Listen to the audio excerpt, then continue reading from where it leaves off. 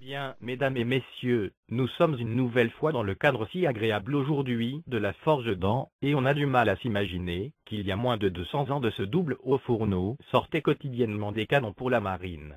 Oui, des milliers de canons ont été fondus ici pour la marine entre 1690 et 1830, mais aujourd'hui nous sommes devant de modèles vraiment particuliers dans l'histoire de l'artillerie navale. En effet, nous sommes ici en présence de deux caronades, et nous allons vous raconter leur histoire, et vous expliquer leurs particularités. De ce côté, vous pouvez voir le modèle original de la caronade, il est anglais. Et de ce côté, vous pouvez voir une déclinaison de la caronade, telle qu'elle pouvait être utilisée en France. Avant de continuer notre explication sur les caronades, voyez face à face un canon de marine classique et une caronade. Alors tout d'abord, quand et où les caronades sont-elles apparues?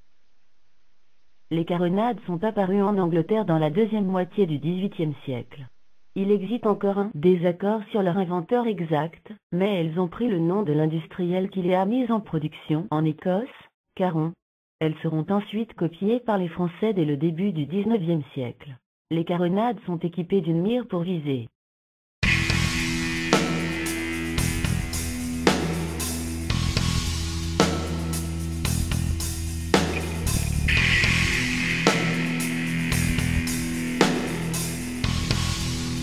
Oui, mais son principal intérêt est sa maniabilité accrue par rapport à un canon standard. La caronade que vous voyez possède surtout l'avantage sur les canons standards de pouvoir pivoter horizontalement selon un axe que vous montre ma collègue.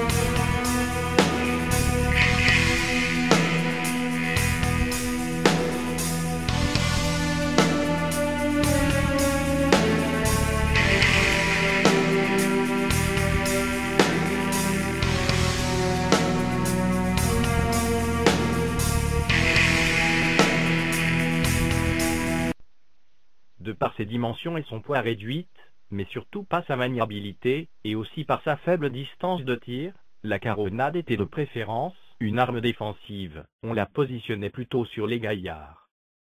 Pour terminer notre présentation sur les caronades, voici quelques précisions chiffrées. Le vaisseau de 90, le Suffren, était armé de 24 caronades de 30 sur ses gaillards à son lancement en 1831. Quant à la forge d'Ans en Dordogne, on sait qu'elle en produisit 470 de différents calibres de 1824 à 1828.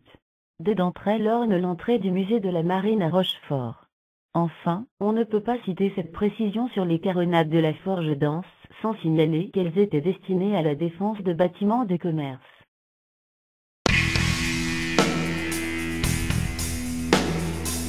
Boutez le feu!